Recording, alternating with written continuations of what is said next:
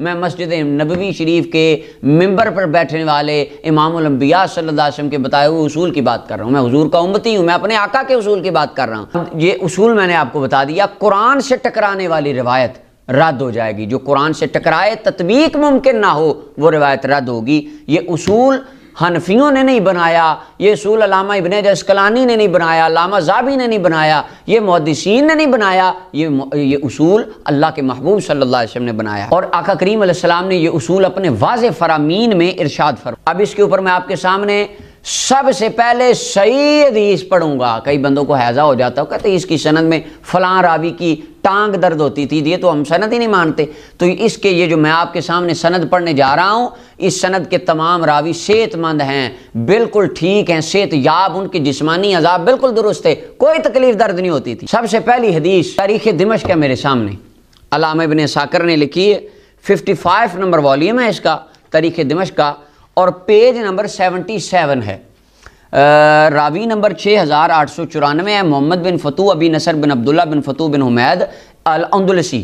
ان کے ترجمے میں یہ روایت امام ابن عساکر لائے ہیں. ثقہ راوی ہیں, مضبوط ہیں, لہذا اصول محدثین کے مطابق یہ سند بالکل صحیح ہے, صحیح ہے, صحیح ہے, جو میں آپ کے سامنے پڑھنے جا رہا ہوں. حضرت جناب مولا علی رضی اللہ تعالیٰ عنہ حدیث کو بیان کرتے ہیں. قال رسول اللہ صلی اللہ علیہ وسلم, مولا علی فرماتے ہیں, آقا کریم صلی اللہ علیہ وسلم نے ارشاد فرمایا, ستکون علی روات یروون الحدیث, فرمایا ان قریب ایک وقت آئے گا کہ راوی بیان کرنے والے مجھ پر بڑی روایتیں بیان کریں گے.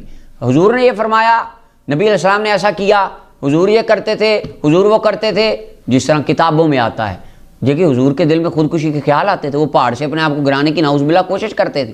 جی نبی پر جادو ہو گیا, اور نبی کو پتہ ہی نہیں چلتا تھا کہ کام کر لیا ہوتا, اور وہ ہوتا تھا کہ نہیں کیا, اور کہیں جانا ہوتا تھا, گئے نہیں ہوتے تھے, خیال آتا تھا ہوا ہے.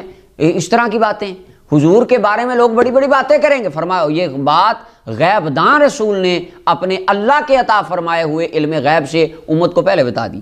وقت آئے گا لوگ باتیں روایت کریں گے, یربون الحدیث.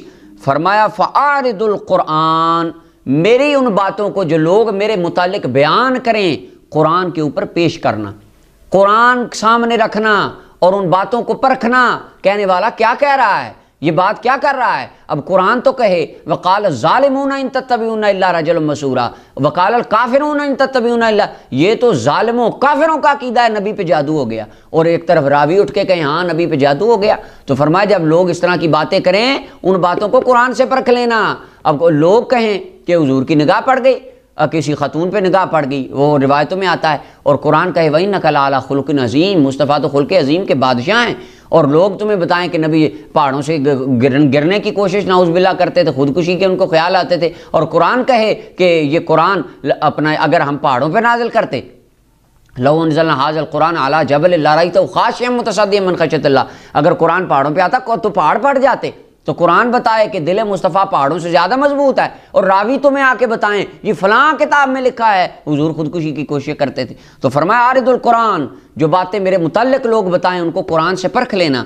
فَإِن وَافَقَتِ الْقُرْآنَ, فَإِن وَافَقَتِ الْقُرْآنَ, اگر میرے متعلق جو لوگ تمہیں باتیں بتائیں گے کتابوں میں لکھی ہوگی, جی صحیح سند ہے, حضور فرماتے ہیں قرآن سے اگر تو وہ ملتی ہوگی, فخذوها, اس کو قبول کر لینا, اس کو لے لینا, اس کو مان لینا, اس کو اپنا عقیدہ بنا لینا. وَإِلَّا فَدَعُوهَا, فرمایا اگر قرآن سے نہ ملتی ہو, کوئی 1000 صحیح سندیں تول کے بھی تمہیں دے, بات میری شان کے خلاف ہو, بات اللہ کے قرآن سے ٹکراتی ہو, تطبیق ممکن نہ ہو, فَدَعُوهَا, مصطفیٰ فرما رہے ہیں, اللہ کے محبوب فرما رہے ہیں, اس بات کو چھوڑ دینا, اس بات کا میرے سے کوئی تعلق نہیں ہوگا.